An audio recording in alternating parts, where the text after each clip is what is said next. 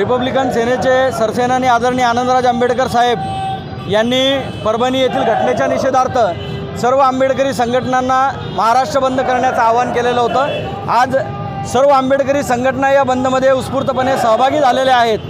छत्रपती संभाजीनगर शहरामधून आम्ही विविध आंबेडकरी संघटनांचे कार्यकर्ते एकत्र येऊन औरंगापुरा महात्मा फुलेंच्या पुतळ्याजवळ आम्ही शहीद सोमनाथ सूर्यवंशी याला अभिवादन करून या ठिकाणी व्यापाऱ्यांना बंदचं आवाहन केलेलं आहे आणि व्यापारी देखील मोठ्या संख्येने या बंदमध्ये सहभागी झालेले आहेत। अत्यंत उत्स्फूर्त पद्धतीने आणि शांततेने हा बंद या शहरामध्ये पार पडत आहे।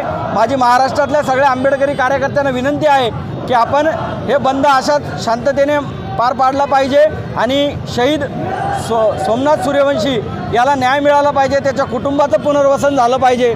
परभणीमध्ये हिंसाचार करणाऱ्या पोलिसांवर देखील कारवाई झाली पाहिजे आणि त्या ठिकाणी पोलीस कोठडीत असलेल्या सर्वांना तात्काळ मुक्त करून त्यांच्यावरचे गुन्हे मागे घेतले गेले पाहिजेत। अशा आशयाचा हा बंद आहे आणि महाराष्ट्रभरामध्ये आंबेडकरी जनतेच्या वतीनं आयोजित या बंदला मोठ्या संख्येने उत्स्फूर्त प्रतिसाद मिळत आहे।